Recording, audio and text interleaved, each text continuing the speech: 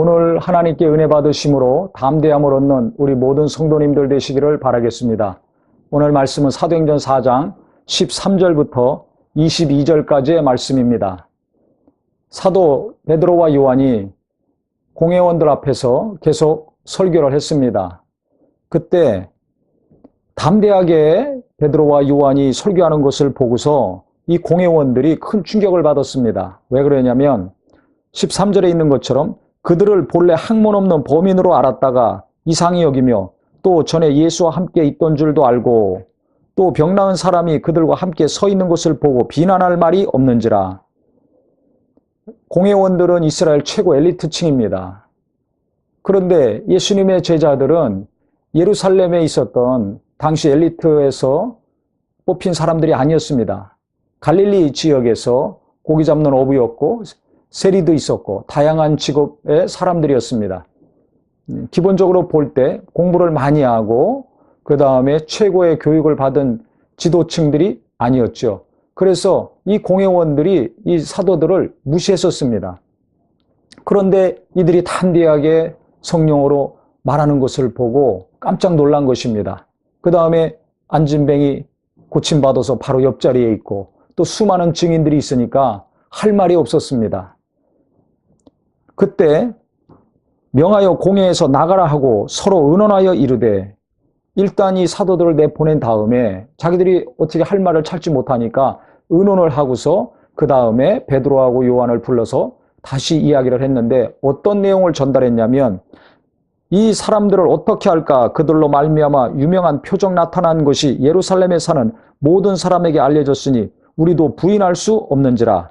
이것이 민간에도 퍼지지 못하게 그들을 위협하여 이후에는 이 이름으로 아무에게도 말하지 말게 하자 하고, 즉 공회원들이 논의한 결과 위협해가지고 다시는 예수 이름을 전하지 못하게 위협하자, 이런 결론을 내렸습니다. 그래서 사도들을 불러가지고 뭐라고 했냐면, 경고하여 도무지 예수의 이름으로 말하지도 말고 가르치지도 말라 하니, 베드로와 요한이 대답하여 이르되, 하나님 앞에서 너희의 말을 듣는 것이 하나님 말씀을 듣는 것보다 옳은가 판단하라. 우리는 보고 들은 것을 말하지 아니할 수 없다 하니, 관리들이 백성들 때문에 그들을 어떻게 처벌할지 방법을 찾지 못하고 다시 위협하여 놓아 주었으니 이는 모든 사람이 그 된 일을 보고 하나님께 영광을 돌림이라. 이 표적으로 병 나은 사람은 40여세나 되었더라.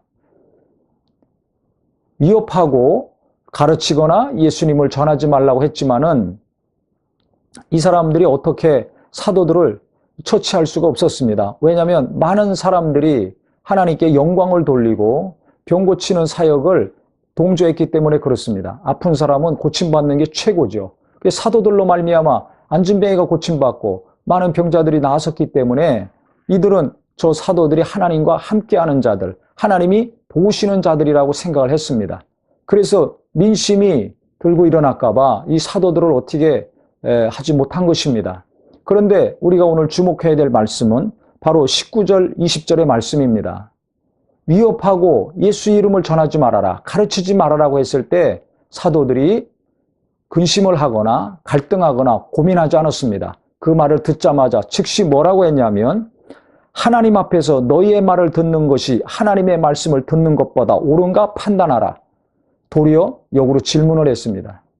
하나님 앞에서 너희나 우리나 하나님을 믿고 있는데 사람의 말을 들어야 될지 하나님의 말씀을 들어야 될지 어떤 것이 옳은가 당신들이 스스로 판단해 보시오. 우리는 보고 들은 것을 말하지 아니할 수 없다. 예수님이 죽으시고 부활하신 것을 눈으로 목격했습니다. 손으로 만짐받은 자들이었습니다. 예수님이 승천하시는 것을 직접 또 눈으로 본 자들이죠. 그러니까 우리는 당신들이 죽이라고 해서 십자가에서 못 박아 죽인 예수가 부활하시고 그 다음에 40일 동안 이 땅에서 복음을 전하시고 승천하신 것을 우리는 직접 보았다. 그런데 어떻게 이것을 말하지 아니할 수 있는가? 누구한테 들어서 전하고 가르치는 것이 아니라 우리가 직접 체험하고 본 것이고 아는 것이기 때문에 이것을 전할 수밖에 없다. 이것이 하나님의 뜻이다. 했을 때 이들이 어떻게 할 수 없었습니다. 자기들이 체험한 거 전하겠다는데, 직접 보고 만진 것을 전하겠다는데 이것을 무엇으로 맡겠습니까? 그래서 우리가 일을 할 때 내가 하나님 말씀에 순종해서 하는 것인가? 아니면 사람의 말에 순종해서 하는 것인가? 이것을 잘 구별할 수 있는 지혜가 필요합니다. 하나님 앞에서 내가 사람의 뜻을 쫓아서 살고 이래야 될 것인가? 아니면 하나님의 말씀과 뜻을 쫓아서 일하고 살아야 될 것인가? 우리는 항상 인간적인 생각을 할 때가 너무나 많습니다. 예수님이 베드로에게 사탄아 내 뒤로 물러가라 말씀하셨죠. 주님이 며칠 후에 죽으셔야 될 것을 말씀하셨을 때 주여 그리하지 마옵소서 했을 때 사탄아 내 뒤로 물러가라. 내가 하나님의 일을 생각지 아니하고 어찌 사람의 일만 생각하느냐.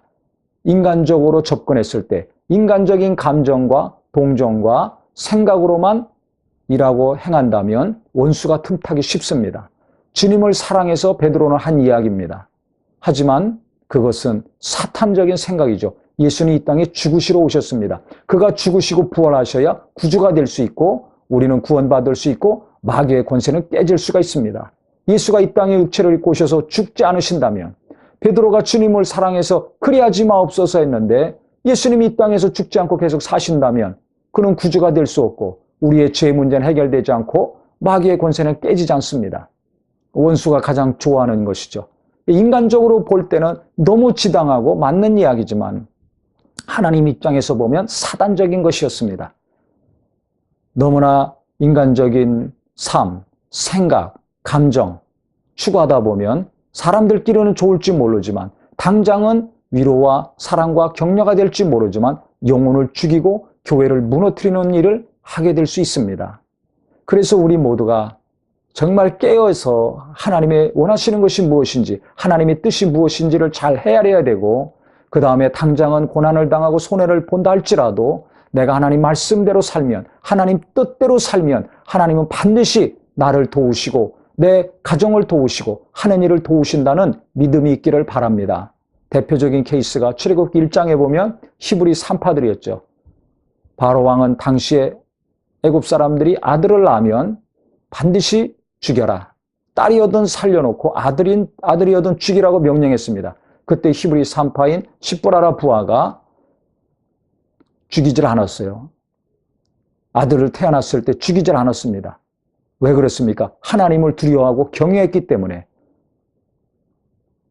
히브리 아이들을 죽이는 것은 하나님의 뜻이 아니라는 것을 알았기 때문에 자기들이 목숨 걸고 살려준 것입니다. 그때 그들이 왕의 명령을 거역했다고 사형당하지 않았습니다. 하나님은 은혜를 베푸셨고 도리어 그 집안을 흥왕하게 하셨다고 성경은 기록하고 있습니다. 목숨 걸고 하나님 편에 섰을 때 왕의 그 추상 같은 명령을 거부하고 더 크시고 능력 있는 하나님의 명령과 뜻에 순종했을 때 하나님은 그들의 목숨을 살려주신 것뿐만 아니라 그 자손들과 집안을 흥왕하게 복주셨다고 말하고 있습니다. 바로 이것입니다.